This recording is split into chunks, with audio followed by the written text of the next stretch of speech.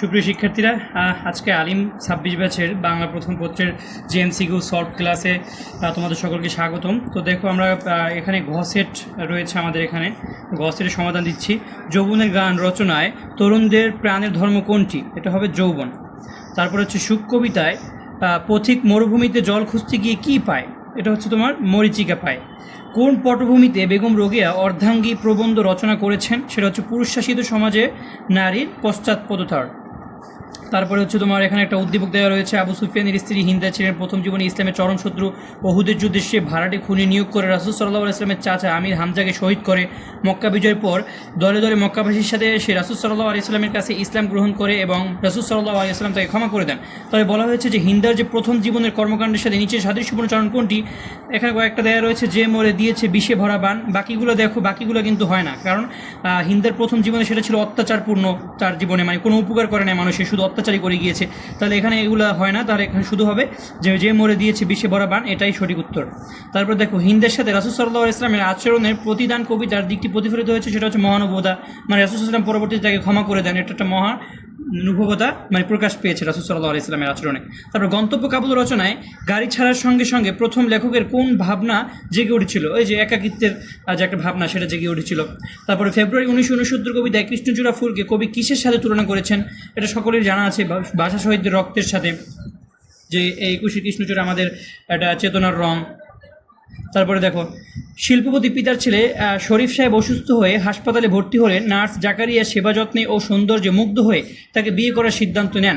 এতে তার পিতামাতা ও স্বজনেরা বাধা দেন এবং জাকারিয়ার মতো সাধারণ ঘরের মেয়েকে বিয়ে করলে বাড়ি থেকে চলে যেতে নির্দেশ দেন। শরীফ সাহেব সব কিছু ছেড়ে জাকিয়াকে বিয়ে করে আলাদা বাসায় আশ্রয় নেন। তাহলে বলা হয়েছে শিল্পপতি ও তার স্বজনদের মানসিকতার সাথে সাদৃশ্যপূর্ণ কোনটি? সেটা হচ্ছে এই যে মিত্তির বংশের নাম ডুবিয়ে যায়, মানে এখানে বংশের গৌরব বুঝিয়েছে যে আমাদের বংশ বিয়ে করার কারণে নিচু বংশের মেয়েকে আমাদের বংশের নাম ডুবে যায়, এটা বলা হয়েছে।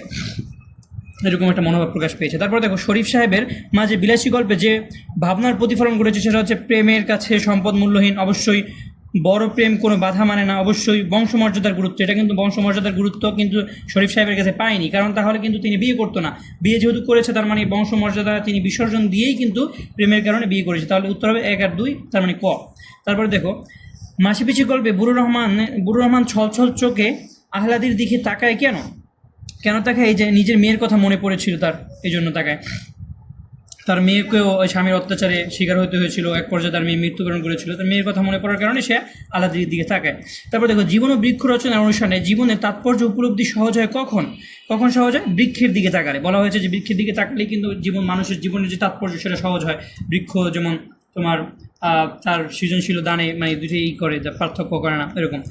সুচেতনা কবিতা নির্জনতা কোথায় আছে? এই যে দারুচিনি বনানীর ফাঁকে, কবিতার লাইনটার ভিতরে কিন্তু একেবারে স্পষ্ট এখানে উল্লেখ রয়েছে। তারপরে দেখো, নেকলেস গল্পে ধনী বান্ধবীর সাথে দেখা করে ফিরে আসলে মাদাম লইসিদের খুব কষ্ট লাগতো কেন? 1 নম্বর হচ্ছে বান্ধবীর অবহেলায় না, বান্ধবীর সম্পদের বড়াই করে না, আসা যাওয়ার প্রচুর খরচ হয় না, একটাও না। তাহলে সঠিক হবে বান্ধবীর তুলনায় নিজের দৈন্যতা। তারপর দেখো, আহা আজি বসন্তে এত ফুল ফোটে, এত পাখি ডাকে, এত পাখি গায়। তাহলে এখানে বলা হচ্ছে নিচের কোন চরণে স্তবক 1-এর বিপরীত বৈশিষ্ট্য প্রকাশ পেয়েছে? এখানে দেখো, এখানে প্রত্যেকটা কিন্তু বসন্তের একটা বৈশিষ্ট্য প্রকাশ পেয়েছে। তাহলে কোন? এখানে দেখো, 1 নম্বর হচ্ছে হে কবি নীরব কেন ফাগুন যে এসেছে ধরায়, কারণ এখানেও তোমার বসন্তের কথাই উল্লেখ রয়েছে, এই জন্য এটা ভুল হবে। তারপর দেখো, কহিলাম ও কবি অভিমান করেছো কি তাই, এখানেও কিন্তু বসন্তের বিষয় বলা হয়েছে যে ও বসন্ত তোমাকে স্বাগত জানায় না বা করে নাই, তোমাকে না বলি চলে আসছে, এই জন্য কি অভিমান করেছো, এটাও হবে না। তাহারই পরে মনে ভুলিতে পারি না কোনো মতে, এটা কিন্তু বসন্তের সাথে সম্পৃক্ত না, এটা বিপরীত অর্থ প্রকাশ পেয়েছে, কারণ এটা দ্বারা বোঝায় কবির স্বামী অথবা শীতকালের কথা, মানে কবির স্বামীর কথা বোঝানো হয়েছে এখানে। তাহলে এইটাই হবে রাইট আনসার, বাকিগুলো ভুল। তারপর দেখো, স্তবক 2-এর মাঝে তাহারই পরে মনে কবিতার কোন ভাবনার প্রতিফলন ঘটেছে?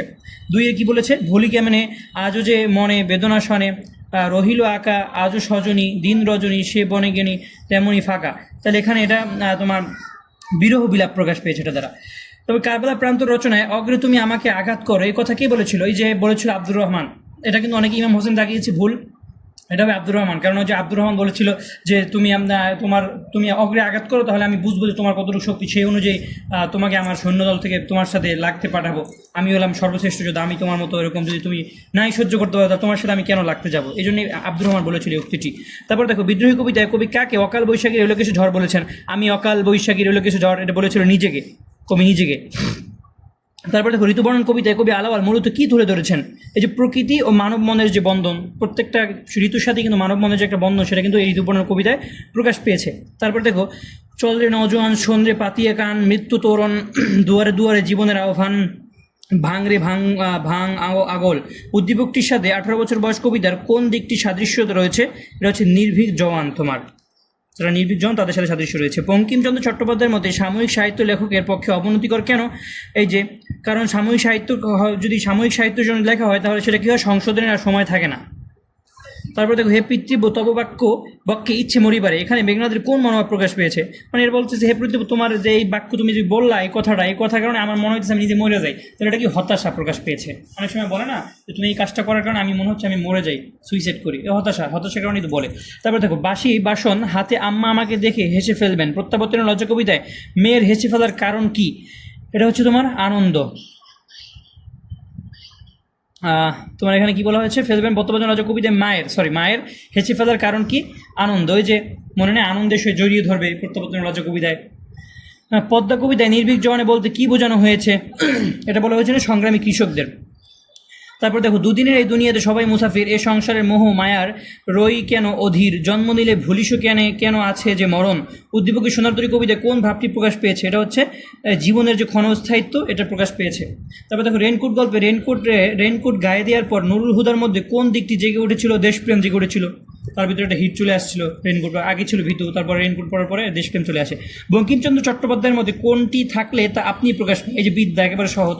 তারপর ঋতুবর্ণন কবিতায় নির্মল আকাশে নিয়ে কোন ঋতুর আকাশের কথা বলা হয়েছে? তাহলে আমরা জানি যে শরৎকালের আকাশটা স্বচ্ছ থাকে, নির্মল আকাশ, তাহলে এটা হচ্ছে শরৎ ঋতু। তারপর কপিল দাস মুর্মুর সেচ কাজ গল্পে এক একদিন নিজের কাছে কে গল্প ফাঁদে? কপিল দাস নিজেই। তারপর দেখো তুমি যে আমার জীবনের উপহার, কি করে তোমায় আমি ভুলবো, যত দিতে চাও যত না দিয়ে যাও তবুও তোমায় ভালোবাসবো, উদ্দীপকের সাথে অপরিচিত গল্পের কোন চরিত্রের সাদৃশ্য রয়েছে? সেটা হচ্ছে অনুপম। ওই যে অনুপম বলে না শেষের দিকে। তারপরে দেখো উদ্দীপকের শেষ দুই চরণে অপরিচিত গল্পের বিষয়বস্তু যে দিকটি ফুটে উঠেছে তা হলো নিঃস্বার্থ ভালোবাসা, বিরহ কাতরতা, দায়িত্ব সচেতনতা, কিন্তু না। তাহলে 1 আর 2 হবে। তাহলে এই ছিল আজকের ক্লাস। সকলে ভালো থাকো, আবার দেখা হবে নেক্সট ক্লাস।